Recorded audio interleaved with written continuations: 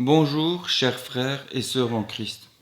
Aujourd'hui, je viens parler de l'importance d'être humble. Il est écrit dans Michée, chapitre 6, verset 8, « On t'a fait connaître, ô homme, ce qui est bien et ce que l'Éternel demande de toi. C'est que tu pratiques la justice et que tu aimes la miséricorde et que tu marches humblement avec ton Dieu. » Quand nous ne vivons pas humblement, nous sommes souvent attirés par des biens inutiles, avec des péchés cachés. Prenons par exemple les matières précieuses, l'or, le platine, le diamant, etc. Combien de personnes sont mortes en cherchant ces matières précieuses dans des conditions de vie extrêmement difficiles? La majorité de ces personnes qui cherchent ces matériaux vivent dans une véritable misère.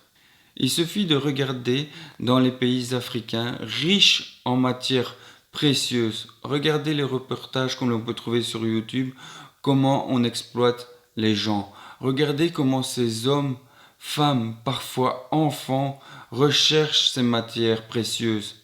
Regardez la souffrance et les risques qu'ils prennent pour un salaire de misère. Prenez le temps d'y réfléchir avant d'acheter un bijou ou d'investir dans ces matières précieuses.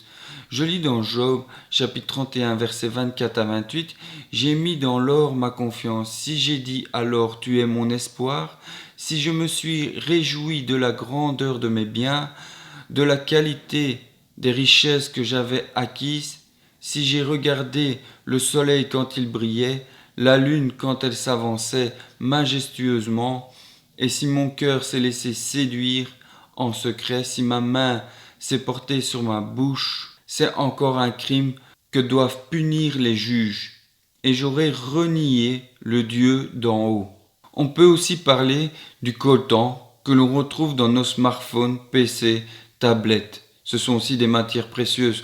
On peut parler du bois, du charbon, les vêtements.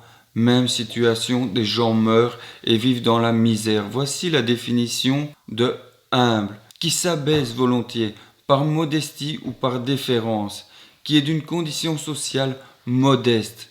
En tant que chrétiens, nous ne pouvons pas être des consommateurs excessifs. Nous devons nous modérer, vivre avec le nécessaire. Nous ne devons pas être à la mode, avoir le dernier cri, être fashion.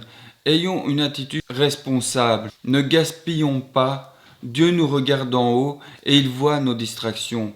Prenons le temps de prier avant d'acheter quelque chose. Nous devons bien réfléchir si c'est vraiment utile. Je n'ai pas besoin d'un nouveau smartphone, je n'ai pas besoin d'un nouveau PC, je n'ai pas besoin d'une nouvelle TV, je n'ai pas besoin de toutes ces choses, de ces nouveaux bijoux, je n'ai pas besoin de mon compris de babiole. Je crois en Dieu et j'ai confiance en lui. On peut lire dans Luc, chapitre 12, versets 23 à 24, « La vie est plus que la nourriture et le corps plus que le vêtement. Considérez les corbeaux. Ils ne sèment ni ne moissonnent, ils n'ont ni cellier ni grenier, et Dieu les nourrit. Combien ne valez-vous pas plus que les oiseaux ?» Dans 1 Timothée, chapitre 6, verset 8, « Si donc nous avons la nourriture et les vêtements, cela nous suffira. » Je crois en l'amour, la paix, le partage. Je sais que Dieu agit dans nos vies et il vient à notre secours quand on est humble et qu'on écoute sa parole. Il a mis la paix dans mon couple. Il a mis la paix dans mon esprit quand j'ai des difficultés financières ou autres. Il m'a mis la paix quand mon frigo est vide. Dieu est toujours venu à notre secours, parfois à la toute dernière minute. Dieu est vivant, Dieu est grand. Je suis fier d'être son disciple. J'ai la joie quand je partage à manger avec les gens. J'ai la joie quand je sors dehors parler de lui. Je remercie Dieu quand je regarde ma femme et mes enfants. Ce sont des véritables bénédictions. Je remercie Dieu d'avoir pardonné mes péchés. Je remercie Dieu pour toutes les richesses spirituelles qu'il m'offre. Je souhaite de tout mon cœur que Jésus-Christ agisse dans votre vie, qu'il vous guide et qu'il vous donne la paix. Prenez bien soin de vous et vraiment prenez bien le temps de réfléchir avant de faire quoi que ce soit.